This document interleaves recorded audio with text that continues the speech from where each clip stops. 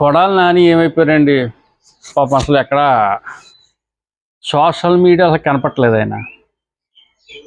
ఒకప్పుడు social media on చేస్తే, cell on చేస్తే పచ్చి బూతులతో ఎంటర్ అయిపోయాడు అతను. పొద్దున్న ఆయన వీడియో చూడడానికి మాకు కొంచెం ఇబ్బంది కలిగేది. ఉదయాన్నే లేచి ఏదో ప్రార్థనలో, పూజలో, ఇంకోటో ఏ ఉంటాయి. లేకపోతే సెంటిమెంట్గా అమ్మ మొఖం చూడటం, లేకపోతే ఇంట్లో పిల్లల మొఖం చూడటం, ఏదో ఉంటుంది, భార్య మొఖం చూడటం ఏదో ఉంటుంది కదా సెంటిమెంట్. కనీసం దేవుడి ఫోటో అన్న చూస్తాం.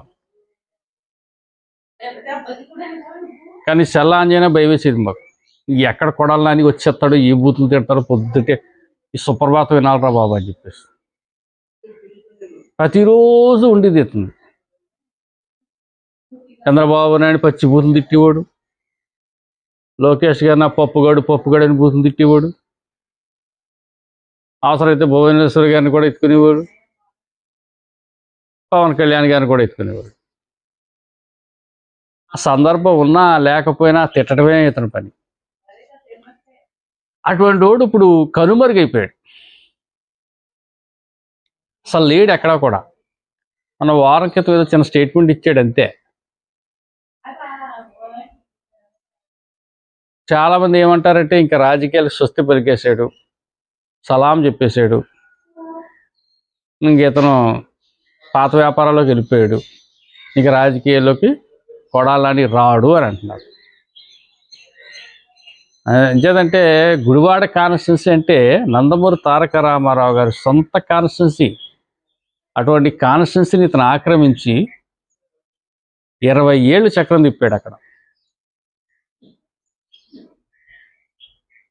మరి ఇప్పుడు ఏమైపోయాడు? కనుమరుగైపోయాడు. వాలంటీర్ని బలవంతంగా రాజీనామా చేయించాడు. వాళ్ళు కేసు పెట్టారు, ఆ కేసు నడుస్తుంది. గుడివాడ అక్రమాల మీద ఎంక్వైరీ నడుస్తుంది.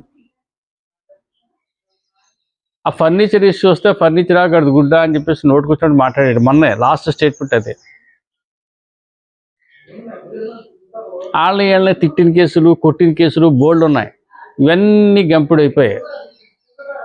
ఈయన అక్రమ వ్యాపారాలు కూడా ఉన్నాయి. ఈయన కాకినాడ చంద్రశేఖర్ రెడ్డి గారితో కలిసి బియ్యం అక్రమ రవాణా కూడా చేశాడు.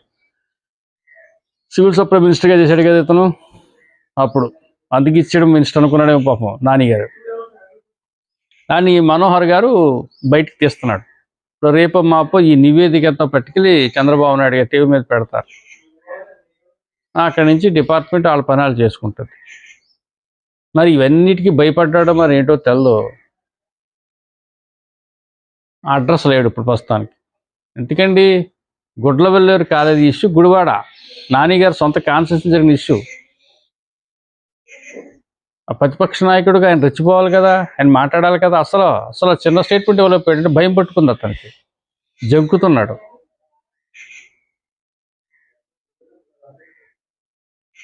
మరి ఈ పరిస్థితి ఉన్నప్పుడు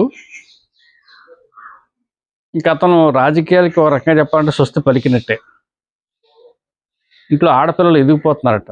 ఒక అమ్మాయికి ఏదో సినీ ఇండస్ట్రీకి సంబంధించిన వ్యక్తి కలిసి ఏదో మ్యారేజ్ కూడా చేస్తున్నారు, ఆ పనుల్లో కూడా ఉన్నారని కూడా అంటున్నారు. కుటుంబం నుంచి కూడా అతనికి ఒత్తిడి వచ్చిందట. ఇంకెందుకు, ఇంకా ఎంతమందిని తిడతారో, ఎంతమందితో తిట్టించుకుంటారో. ఓ స్టేజ్కి వచ్చాం కదా, సంపాదించాం కదా బాగాను, ఇంక ఈ రాజకీయాలు విడిచిపెట్టేసి ప్రశాంతంగా హాయిగా మనం ఏదో వ్యాపారం చేసుకుంటూ కాలం గడిపేద్దాం అని చెప్పేసి కుటుంబ సభ్యులు గట్టిగా ఒత్తిడి తెచ్చారట. దానికి తోడు ఇతను కూడా ఒక విధమైన భయం. ఇప్పుడున్న కేసులు మునిగిపోయి ఉన్నాడు ఇతను. ఈ కేసు నుంచి బయటపడితే అదృష్టవంతుడే. పెన్నెల రామకృష్ణారెడ్డికి అతనికి 2 నెలలు పట్టింది బెయిల్ ఇవ్వనాకి. మరి అలాగే ఇతను కూడా ఏదైనా కేసులో పెట్టి, నాన్ బెయిలబుల్ కేసులో పెట్టి గెంటేశారు అనుకోండి, ఇబ్బంది పడిపోతారు కదా. మరి ఇంట్లో పెళ్లి కావాల్సిన పాపలు ఉన్నారు, పాపం చూసుకోవాలి కదా ఇవన్నీ.